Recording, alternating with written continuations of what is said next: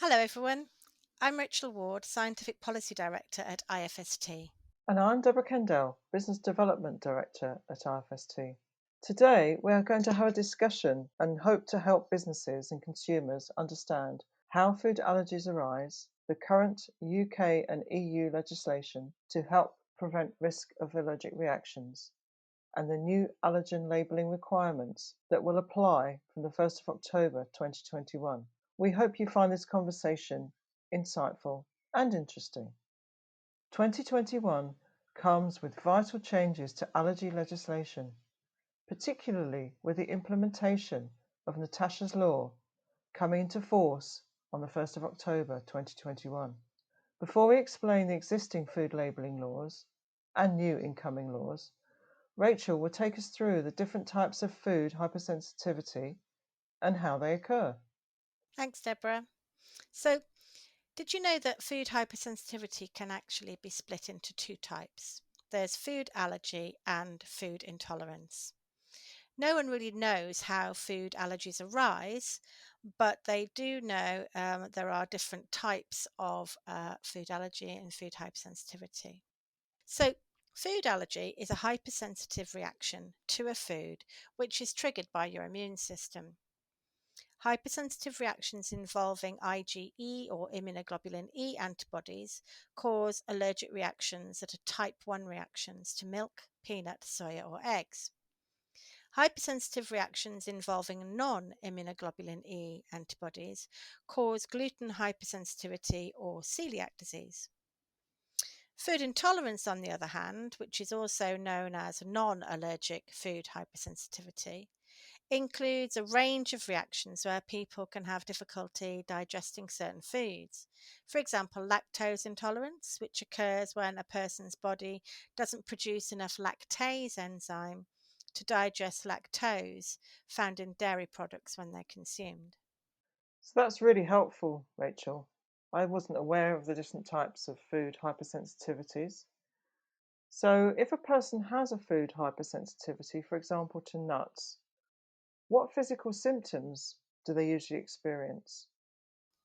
So, if someone consumes a food to which they have an IgE mediated immune hypersensitivity or food allergy to, they might experience adverse reactions that range from a mild tingling sensation or a swelling to vomiting or diarrhea or a wheeze.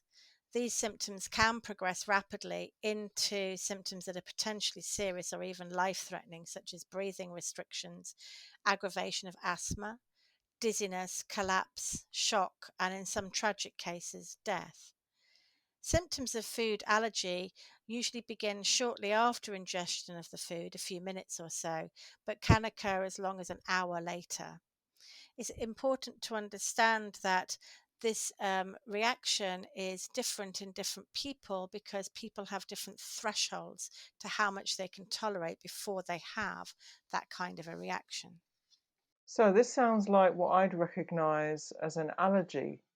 So, does this kind of symptoms do they also occur for people diagnosed with celiac disease? That's a great question.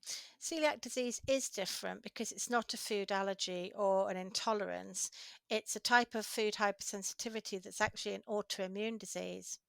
So, when a person diagnosed with celiac disease consumes food containing gluten, which is the part of food that they react to, an immune response involving non immunoglobulin E antibodies is triggered, which over time damages their small intestine lining and prevents nutrient absorption. And this intestinal damage often causes diarrhea, fatigue, and bloating. And it can also lead to serious complications such as anemia, osteoporosis, nervous system injury, infertility, and an increased risk of some cancers. It is reversible, but they have to avoid gluten for the intestinal damage to repair. And in children, the malabsorption of nutrients can affect their growth and development permanently, besides causing the symptoms seen in adults.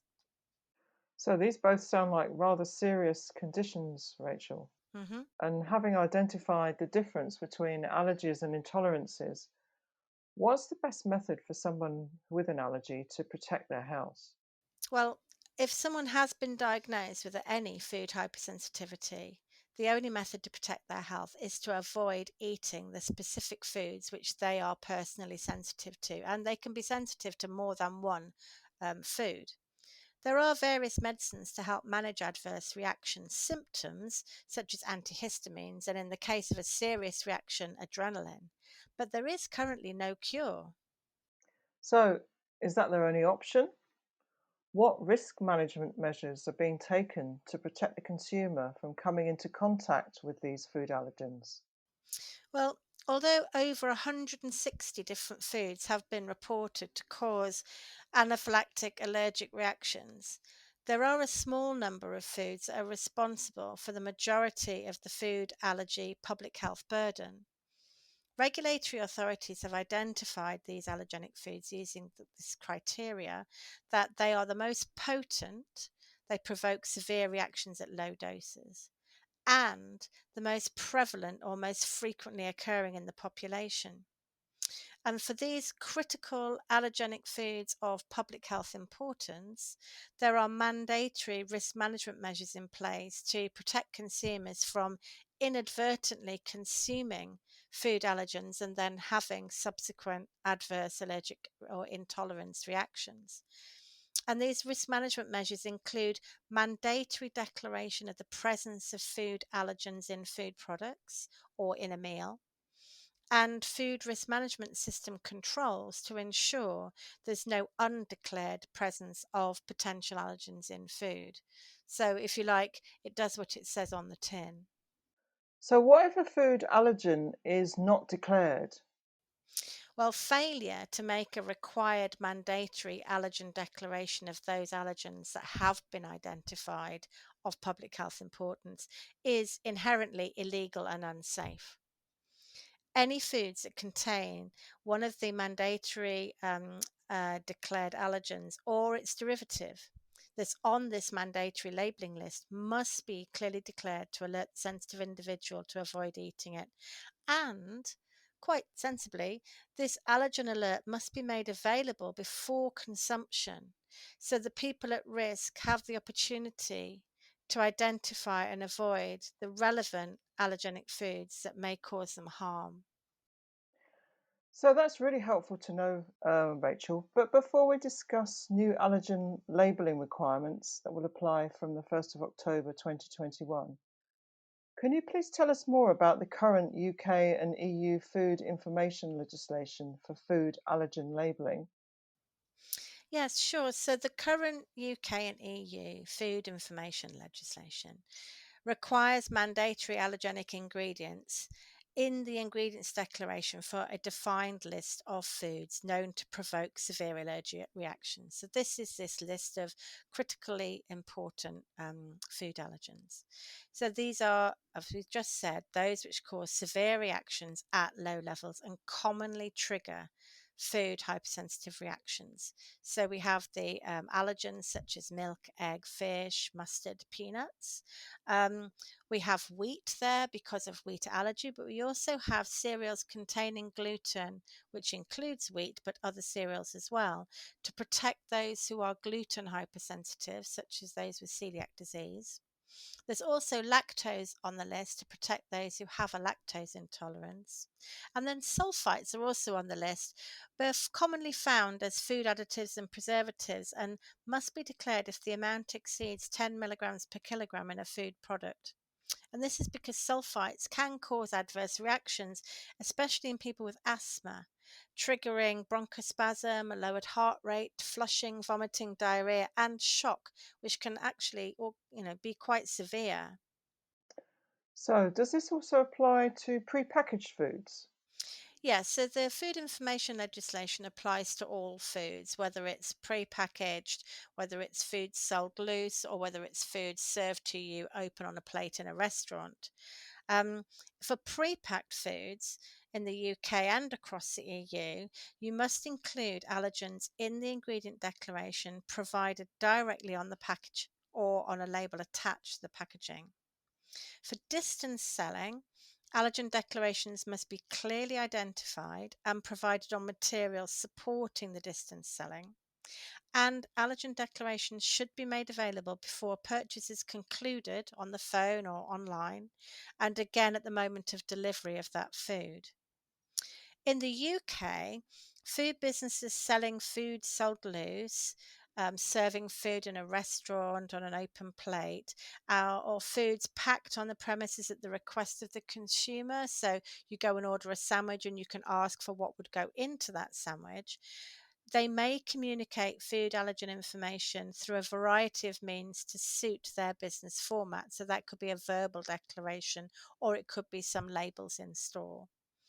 But when allergen information is not being provided up front in a written format, there should be some signposting on the premises to clearly direct a consumer to where the allergen information can be found. For example, please ask our staff if you have an allergy.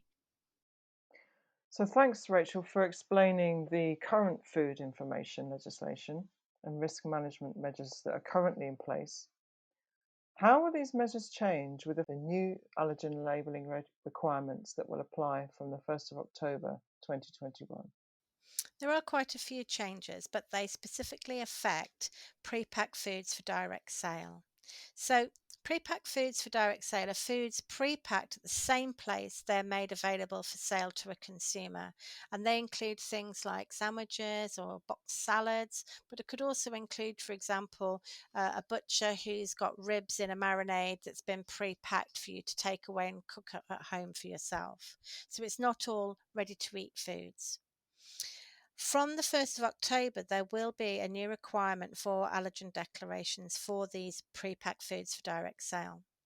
And it will be mandatorily required for all food producers to provide the name of the food, so the legal product name, a full ingredients declaration, and within that ingredients declaration, highlighting of the presence of those food allergens which have to be mandatorily declared. And that will be directly on the packaging or on a label attached to the packaging. These labels can be handwritten, they don't have to be printed, but they have to be clear and they have to be legible.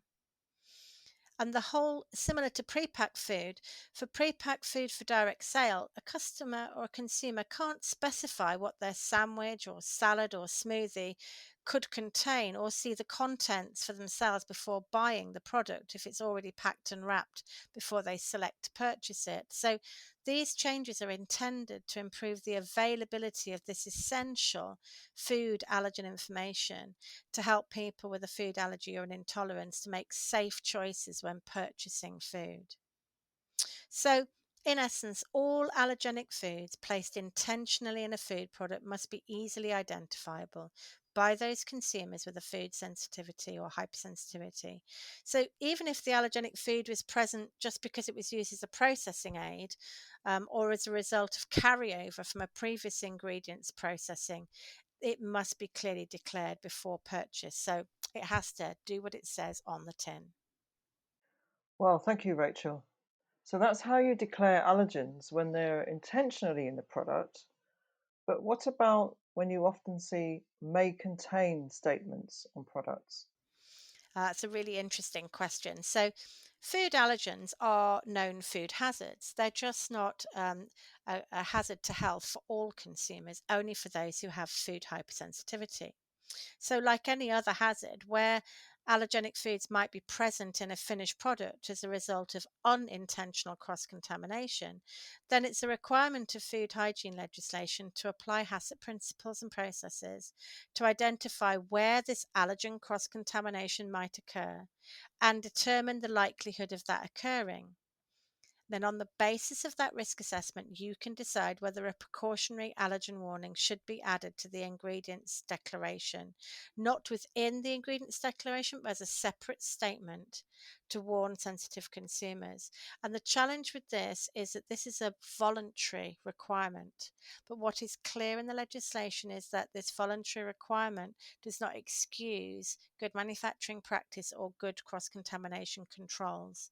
It's not an alibi to put this may contain on. It's to warn sensitive consumers to avoid the product. Well, thank you for that clear explanation, Rachel.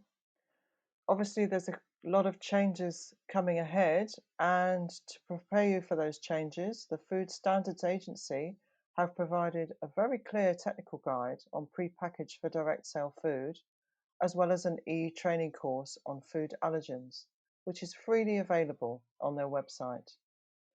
You can also find useful food allergy resources on our IFST website, including a useful fact sheet on food allergens, a more detailed technical information statement, and other useful resources. Just visit www.ifst.org and search for food allergy. If you enjoyed this conversation or if you have any questions or comments, please let us know. You can email us at info@ifst.org and let us know what other subjects you would like us to cover in future podcasts. You can find articles and further reading, including the references and links mentioned in this episode, on our website at www.ifst.org/allergyconversation.